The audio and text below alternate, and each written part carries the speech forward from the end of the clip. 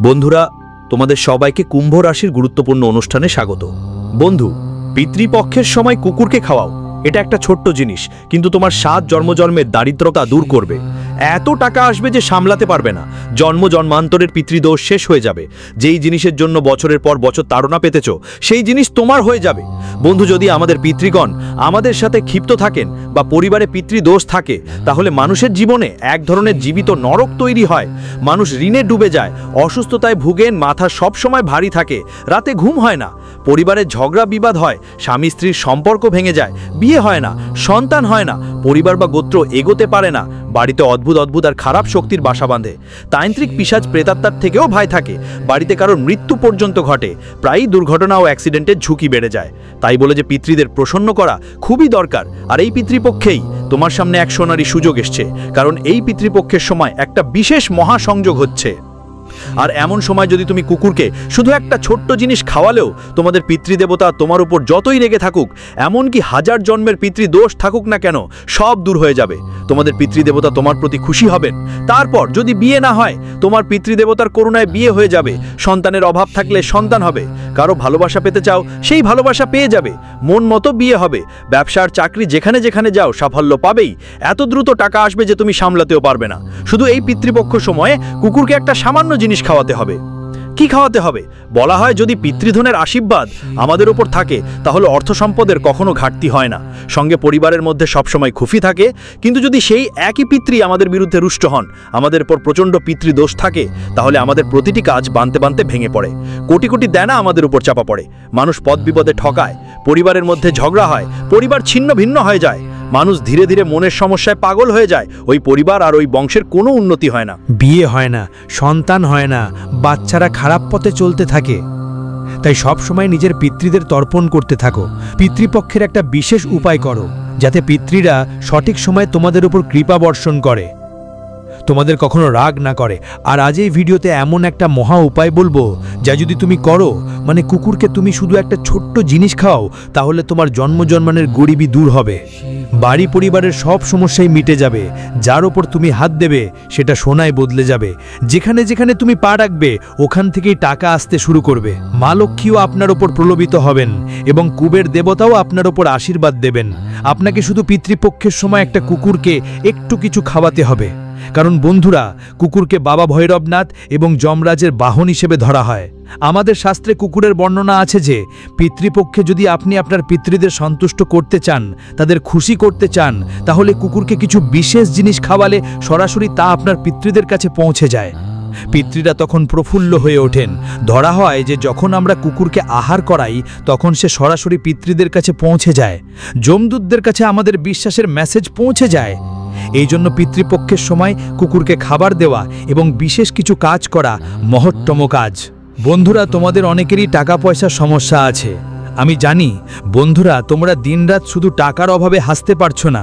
সকাল থেকে রাত পরিশ্রম করো, কিন্তু হাতে কিছুই লাগে না। কয়েকটা টাকাও আসে, সেটা ইধার উধার চলে যায়। কখনো ঋণ নিতে হয়, কখনো বাড়ির খরচ অনেক বেড়ে যায়, টাকাও জমে না, উপরন্তু ঋণও আলাদা নিতে হয়। বন্ধুরা, তোমাদেরও স্বপ্ন আছে যে তুমি অনেকের মতোই আত্মীয়র মতো, প্রতিবেশীর মতো নিজের স্বপ্ন পূরণ করো, তোমার সন্তানের স্বপ্ন পূরণ করো। কিন্তু কি হচ্ছে, তোমার জীবনে সবকিছু উল্টোপাল্টো হয়ে যাচ্ছে। আগে যা পেয়েছিলে সেটাও চলে গেছে, এগোতেই পারছো না। তোমার প্রতিবেশীরা, তোমার আত্মীয়রা দিন দিন নতুন নতুন জিনিস কিনছে। কেউ নতুন বাড়ি তৈরি করছে, কেউ নতুন গাড়ি কিনছে, কেউ বড় দামি স্কুলে নিজের বাচ্চাদের পড়াচ্ছে, কেউ নিজের বাচ্চাদের জন্য নতুন নতুন যানবাহন নিয়ে দিচ্ছে। কিন্তু তোমরা বন্ধুরা যেখানে ছিলে সেখান থেকেও পিছিয়ে যাচ্ছ। তোমার পাশ তো যা ছিল তা চলে গেল। শেষমেশ এটা কেন হচ্ছে? ঈশ্বর আপনার সাথে এমনটা কেন করছেন? আপনি সবসময় ঈশ্বরকে দোষ দেন, আপনার ভাগ্যকে দোষ দেন, আপনার নিয়তির ওপর অভিযোগ করেন। কিন্তু বন্ধ করুন তা। কারো ওপর দোষ দেওয়ার কিছু নেই। যদি দোষ কেউ হয়, সেটা আপনার পূর্বপুরুষদের। হ্যাঁ, যদি রাতে ঘুমানোর সমস্যা হয়, রাতে মন ভারী থাকে, ভুল ভাবনা আসে, স্বপ্নে মৃত আত্মীয়দের দেখায়, অথবা ঘরেও কখনো অনাকাঙ্ক্ষিত ঘটনা ঘটে, যেমন বাচ্চাদের আহত হয়ে যাওয়া, বাড়িতে আগুন লাগা, এসবের পেছনে আপনার পূর্বপুরুষদের প্রভাব থাকতে পারে। যাওয়া বা হঠাৎ বাড়িতে কোনো সাপ দেখা দেওয়া, এই সব ইঙ্গিত যে আমাদের পিতৃদেবতা আমাদের ওপর রেগে আছেন। বাড়ির যার নেতৃত্ব বা বাড়ির পুরুষরা খারাপ সঙ্গতিতে ঢুকে পড়ে, বাড়ির সন্তানরাও খারাপ সঙ্গতিতে চলে যায়, নেশা শুরু করে, জুয়া খেলতে বসে, নারীরাও ভুল সঙ্গতিতে পুড়ে যায়, অন্য পুরুষের চক্রে ফেসে যায়। সবই তখনই ঘটে যখন আমাদের পিতারা আমাদের উপর রেগে থাকেন। তাই পিতৃদের সন্তুষ্ট রাখা দরকার। আর পিতৃদেবতা কিভাবে খুশি হবেন? শুধু কুকুরকে একটা ছোট্ট জিনিস খাওয়ালেই হয়ে যাবে, তো তোমার পূর্বপুরুষরা খুশি হয়ে যাবেন। এবার পিতৃপক্ষেও একটা দারুণ মহাসংযোগ আসছে। এই সুযোগে তোমার ওপর যে জন্ম জন্মান্তরের পিতৃদোষ ছিল সেটা খুব সহজেই পিতৃপক্ষের দিনে দূর হয়ে যাবে। শুধু একটা ছোট্ট জিনিস একটা কুকুরকে খাওয়াতে হবে, আর তারপর তুমি দেখবে টাকা এমনভাবে আসবে যে সামলাতে পারবে না। যার সাথে ভালোবাসা, যার সাথে বিয়ে করতে চাও, তার সাথে বিয়ে হয়ে যাবে। সন্তান সুখ তোমাকে নিশ্চয়ই মিলবে। আর হ্যাঁ, গাড়ি বা বাড়ি খুব শীঘ্রই তোমার হবে। কারণ যখন আমাদের পূর্বপুরুষদের আশীর্বাদ থাকে তখন হঠাৎ করে সব ধরনের সৌভাগ্য এসে ধরা দেয়। আসলে আজকে তোমার কাছে হয়তো আয় করার কোনো ব্যবস্থা নেই, তবু খুব হঠাৎ করে কোথা থেকে যেন টাকা আসতে শুরু করবে, তুমি বুঝতেও পারবে না। হয়তো কোনো পৈতৃক জমি থেকে টাকা আসবে, বা কোনো সুযোগ তৈরি হবে, আয় করার নতুন কোনো রাস্তা খুলে যাবে। যেখানে টাকা আসবে তার কাজ দিয়ে আরও অনেক টাকা আসার উপায় তৈরি হবে। টাকা আসবে না, শুধু টাকা ধরে রাখাও হবে। বন্ধুরা, শুধু একটা ছোট্ট জিনিস কুকুরটাকে খাওয়াতে হবে। তো চল, কিন্তু তার আগে আজকের এই গুরুত্বপূর্ণ ভিডিওটা লাইক করে দাও। অনেক কষ্ট করে আজকের ভিডিওটা বানানো হয়েছে, তাই প্লিজ আজ এই ভিডিওটা লাইক করে দাও আর কমেন্ট বক্সে তোমার মতামত জানাও। সত্যি মন দিয়ে, সত্যি বিশ্বাস নিয়ে জয় পিতৃদেব অবশ্যই লিখবেন। নিজের নিজের পিতৃজনদের স্মরণ করবেন এবং কমেন্ট বক্সে জয় পিতৃদেবতা অবশ্যই লিখবেন। আমি একটা মন্ত্র বলছি, ওম পিতৃদেবতায় নমঃ। এই মন্ত্রটি অবশ্যই জপ করবেন। এখন চলুন ওই বিষয়ে আসি। কুকুরকে আপনাকে কি খাবার দিতে হবে সেটা বলবো, তবে তার আগে এই পিতৃপক্ষের সময় আপনাদের কি করা উচিত আর কি করা উচিত নয় সেটা আমি বলে দিচ্ছি। কারণ বন্ধুরা, অনেক সময় অজান্তে কিছু ভুল হয়ে যায়। প্রতি বছর পিতৃপক্ষ আসে, প্রতি বছর আপনি আপনার পিতৃজনদের স্মরণ করেন, আমরা করি, এবং ভাবি যে আমাদের পিতৃপুরুষরা আমাদের খুশি হবেন, কিন্তু বাস্তবতা উল্টা হয়। আপনি ভুল করেন, এই বছর এই ভুলগুলো চলবে না। আমি শুরু থেকেই বলে দিই, ভালো করে শুনুন। এখন পিতৃপক্ষ চলছে, তাই অবশ্যই ভ্রমণ করবেন না। কোথাও যেতে প্রয়োজন হলে আপনার পিতৃদেবতার নাম নিয়ে যাত্রা করুন, কিন্তু এখনই ভ্রমণ বন্ধ করে দিন কিছুদিনের জন্য। সাথে বাড়িতে তামসিক রান্না করা, মাংসাহারি রান্না করা বন্ধ করুন। যখন আপনার পিতৃপুরুষ ছিলেন তখন কোনো সমস্যা ছিল না, কিন্তু এখন আপনার যেই পিতৃদেবতা আছেন তিনি পরিশুদ্ধ হয়েছেন, তাই তিনি আপনার বাড়িতে আসবেন। আর আপনি যদি বাড়িতে তামসিক খাবার, মাংসাহারি খাবার রান্না করেন তাহলে তার রাগ হবে, তিনি আপনার বাড়িতে থাকবেনও না। তাই মাংসাহারি খাবার বাড়িতে বানানো উচিত নয় এবং খাওয়া উচিত নয়। সাথে এই পিতৃপক্ষের দিনগুলো, পিতৃপক্ষের সময়টা শান্তির সময়, তাই বাড়িতে জোরে আওয়াজে কথা বলা যাবে না। অন্য পরিবারের সবার কাছেও বলতে হবে যেন বাড়িতে শান্তি বজায় থাকে। যদি আগে কোনো ঝগড়া সমস্যা থাকে সেটা পরে মিটিয়ে নেবেন, কিন্তু এখন বাড়িতে শান্তির পরিবেশ তৈরি করা জরুরি। এটা পিতৃপক্ষের 16 দিন পুরোটা শান্তিতে কাটাতে হবে। বাড়িতে কোনো ঝগড়া ঝামেলা যেন না হয়, বরং সবাই মিলে আনন্দের সাথে থাকতে হবে। পুরনো কোনো রাগ কিংবা দ্বন্দ্ব থাকলে ভুলে যাও, ঝগড়া হয়েছে সেটাও ভুলে যাও। আর সবাইকে বলো অন্তত 16 দিন বাড়িতে ভালোভাবে থাকো, খুশিতে থেকো।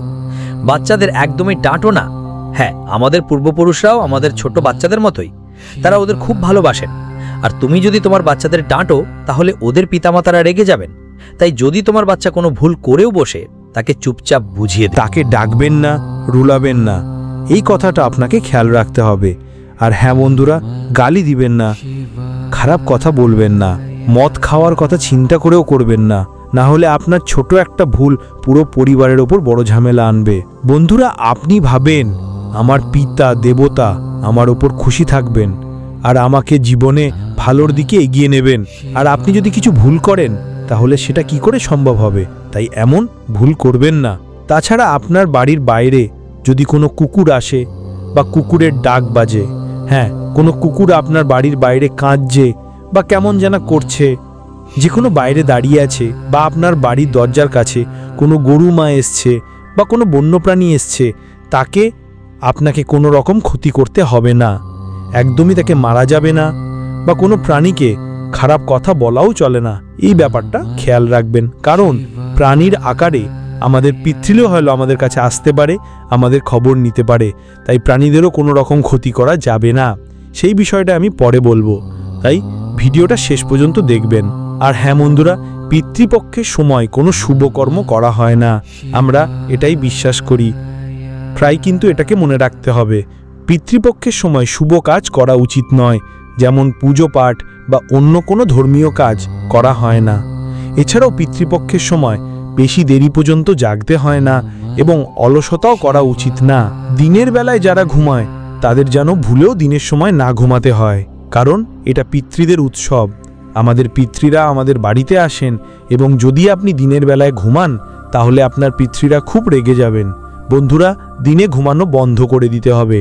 আপনার পিতৃরা আপনার বাড়িতেই থাকবেন আর আপনি ঘুমাবেন, এতে আপনার পিতৃরা আপনি অনেক বেশি রেগে যেতে পারেন।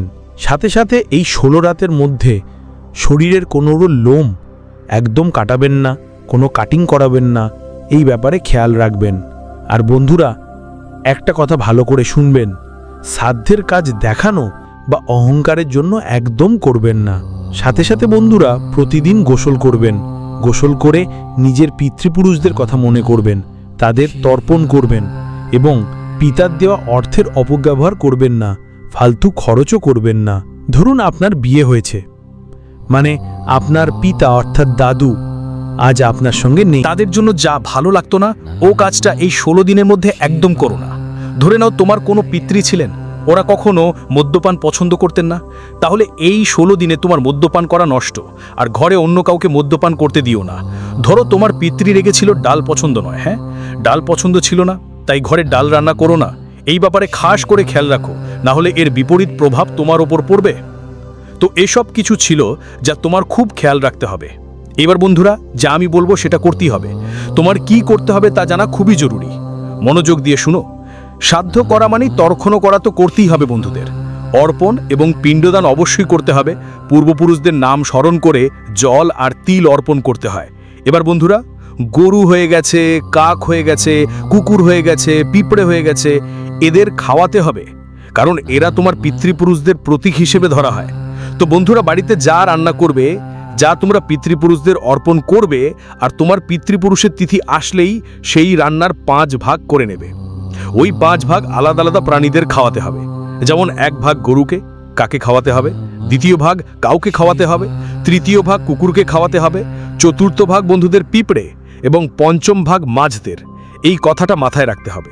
যদি কাউয়া না মেলে তাহলে কোনো সমস্যা নেই, আপনি নিজের বাড়ির ছাদে একটু রেখে দিন বা এমন কোনো জায়গায় রাখুন যেখানে প্ল্যাটফর্ম আছে। কোনো পাখি যদি খায় তবে সেরকম পিতৃদের অনেক উপকার হবে। 4র্থ কথা হলো, ব্রাহ্মণকে অবশ্যই খাবার করাতে হবে এবং দান অবশ্যই করতে হবে, কিন্তু দান সবসময় গরিবকে করতে হবে, হ্যাঁ। আর কি দান করতে হবে সেটাও আমি বলবো। যদি আপনার পিতৃদের বা পূর্বজদের কোনো প্রিয় জিনিস থাকে, ধরে নিন যদি আপনার কোনো পূর্বপুরুষ ছিলেন যাদের গোলাপ জামুন পছন্দ ছিল, তাহলে আপনাকে কোনো দরিদ্রের হাতে গোলাপ জামুন উপহার দিতে হবে। এইভাবেই বন্ধুরা আপনাদের দান পূর্ণ করতে হবে। আর যারা সত্যি দরকার তাদেরই সাহায্য করা উচিত। খাবারের জিনিস নয়, যা দরকার সেই জিনিস দিন। যেমন ধান বীজ অর্থাৎ ধান দান করা। বন্ধুরা, গম, চাল, ডাল এসব দান করুন। ঘি দান করলেই অনেক কল্যাণ হবে। পরিবারের সবাই মিলে মিলিত হয়ে সাধ্য কৃত্য সম্পন্ন করুন। প্রতিদিন সকালে বাড়িতে তুলসী গাছের সামনে দীপ জ্বালিয়ে পিতৃতুল্য আত্মাদের স্মরণ করুন। আর হ্যাঁ বন্ধুরা, জুতার কথাও খেয়াল রাখতে পারেন। জুতো আর চপ্পলের ব্যাপারটাও মনে রাখ। দান করাও অনেক পুণ্যজনক কাজ, তাই এটা অবশ্যই করো। এখন আমি তোমাদের কুকুরের একটা ছোট্ট ব্যাপার বলছি।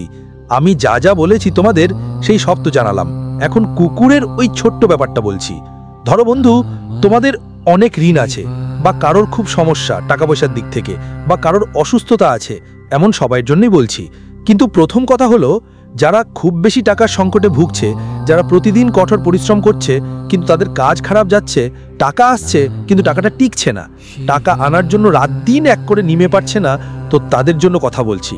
চাই যে আমি আমার স্বপ্নগুলো পূরণ করি, আমার পরিবার আর তাদের স্বপ্নগুলোও পূরণ হোক, অন্যদের মতো আমারও একটা মর্যাদা বাড়ুক। বন্ধুরা, টাকা কামানো খুব দরকার। আর টাকা কিভাবে কামাবে? পিতৃ সন্তুষ্ট থাকলে টাকা অটোই আসতে শুরু করবে। তাই একটা ছোট টিপস দিচ্ছি, ভালো করে শোনো। এই পিতৃপক্ষের সময় তুমি চাইলে প্রতিদিন এই উপায়টা করতে পারো, না হলে অন্তত 16 দিনে 4-5 দিন তো অবশ্যই করো। আর পিতৃদের তিথি তো অবশ্যই করো। কি করতে হবে? কমপক্ষে 4-5টা রুটি বানিয়ে নাও। 4-5টা রুটি বানাও, একটা পিয়ালা নিয়ে নাও, ভালো করে একটা বড় থালা নিন বা একটা বড় প্লেট, এতে দুধ ঢেলে নিন, ওই দুধে রুটির টুকরো ভেঙে ভালো করে মিশিয়ে নিন। তারপর পুরো থালাটা কুকুরদের খাওয়িয়ে দিন। হ্যাঁ, কুকুরদের খাওয়াতে হবে। আর মাথায় শুধু পিতৃপক্ষের কথা ভাববেন আমার পিতৃলোক আমাকে খুশি আছেন, আর খুব শিগগির আমার জীবনে অনেক ধন সম্পদ আসবে। শুধু এটা মাথায় রেখে কুকুরদের ওই দুধ আর রুটি খাওয়াতে হবে। দেখুন, দুধকে চন্দ্র ও লক্ষ্মীর প্রতীক ধরা হয়, আর কুকুরকে এটা খাওয়ালে আপনার ঘরে লক্ষ্মীর বাস হবে এবং আপনার পিতৃপক্ষ তারা সন্তুষ্ট হবে, আর তোমার বংশেও সমৃদ্ধি আসবে, অনেক ধন সম্পদ আসবে। এত দ্রুত এত ধন আসবে যে তুমি সামলাতেও পারবে না। তাই এই উপায়টা অবশ্যই করো তোমরা বন্ধুরা। এই উপায়টা করলে ধন এত আসতে থাকবে যে সামলাতে পারবে না। তোমার 7 জন্মের গরিবী দ্রুত দূর হয়ে যাবে। এবার পরের জিনিস বলছি, একদম মনোযোগ দিয়ে শুনে নিও। তোমার যদি কোনো গুরুতর রোগ থাকে, তোমার পরিবারের কারো যদি গুরুতর রোগ থাকে, যেমন ক্যান্সার, প্যারালাইসিস, কিডনি রোগ, হাতে কোনো সমস্যা, ব্লাড প্রেশার, শর্করা, অথবা তুমি নিয়মিত অসুস্থ থাকো, ছোটখাটো অসুস্থতা আছে, সেটা আছে, বা আপনি সবসময় আর থামায় থাকতে চান, হাসপাতালে যেতে চান না, তাহলে এই পদ্ধতি করুন। কি করতে হবে? রুটির ওপর সরিষার তেল লাগিয়ে কুকুরকে খাওয়াতে হবে। হ্যাঁ, ঠিক তাই। পিতৃপক্ষের সময় এই পদ্ধতি অবশ্যই করুন। অন্তত 3 থেকে 4 বার এইটা করুন। কি করতে হবে? যেই মানুষটি অসুস্থ তার জন্য এই পদ্ধতি করবেন। নিজের হাত দিয়ে সরিষার তেল রুটির উপর লাগিয়ে কুকুরকে খাওয়াবেন। যদি কালো কুকুর পাওয়া যায় তবে সেটা অবশ্যই খাওয়াবেন, কারণ সরিষার তেল শনিরও জমের মন ভালো করে এবং রোগ দোষ সবগুলোকে এটা দূর করে। এর ফলে পিতৃদের কৃপায় আপনার বাড়িতে রোগ ব্যাধি শান্ত হয়। বন্ধুদের জন্য অবশ্যই এই উপায়টা করবেন যদি আপনারা প্রায়ই অসুস্থ থাকেন, কোনো গুরুতর অসুখ থাকলে। আর যদি কোনো অসুস্থ কুকুর দেখতে পান, হ্যাঁ, কোনো কুকুর অসুস্থ হলে, যেমন কোনো কুকুরে খোস পরাগার লাগেছে, কোনো কুকুরের চোট লেগেছে, কোনো কুকুর লেংড়া হয়ে গেছে, বা যে কোনো অসুস্থ কুকুর হলে, তাহলে আপনি তাকে পশু চিকিৎসকের কাছে নিয়ে যেতে পারেন, বা কোথাও থেকে ওষুধ নিয়ে এসে সেই কুকুরকে মিষ্টি দুধ ইত্যাদির মাধ্যমে খাওয়াতে পারেন। ওই কুকুর যখন আপনার দেওয়া ওষুধ খাওয়াবে, অথবা যদি আপনার করা কোনো কাজের ফলে সেই কুকুরটার অসুখ যদি চলে যায়, তাহলে বুঝে নিন আপনার সব সমস্যা শেষ।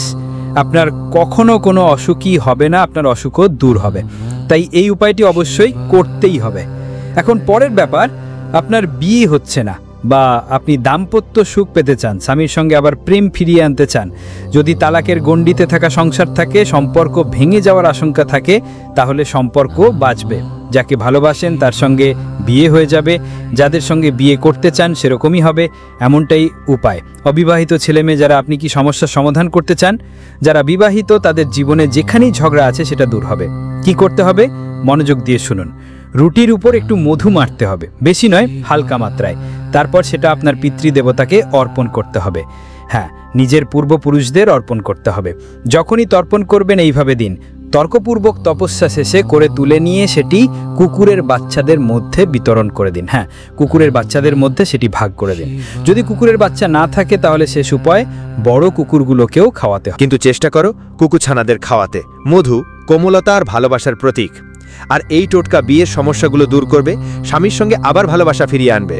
যার বিয়ে করতে চাও তাকে বিয়েতে সাহায্য করবে। বন্ধুরা, খুব দ্রুত এই উপায় করো, খুব দ্রুত তোমার বিয়ের আনন্দ শুরু হবে। এবার বন্ধুরা, পরের উপায়, সন্তান পাওয়ার জন্য। অনেক বছর বিয়ে হয়েছে কিন্তু সন্তান হচ্ছে না, সমাজ আর পরিবারের খিটখিট শুনতে হয়। তো এই উপায়টা করে কিছুদিনের মধ্যেই তোমাকে সন্তানের খবর মিলবে। কি করতে হবে? এই পিতাপক্ষের দিনে কুকুরকে মাখন লেগে রুটি খাওয়াতে হবে। আর যদি তোমার কাছে কোনো গর্ভবতী কুকুর থাকে, হ্যাঁ, গর্ভবতী কুকুরকে এই রুটি খাওয়ানো উচিত। গরম মাখন লাগানো রুটি কোনো গর্ভবতী কুকুরকে খাওয়াতে হবে। বিশ্বাস করো, খুব শিগগির তোমার আশা পূরণ হবে। এই টোটকা শুধুমাত্র মহিলাদের জন্য যারা সন্তান চায় আর গর্ভবতী হতে চায়। শুধু ওই উপায় করো। কেমন করে করো? যে কোনো গর্ভবতী কুত্তাকে তোমাকে ঘি লেগে রুটি খাওয়াতে হবে।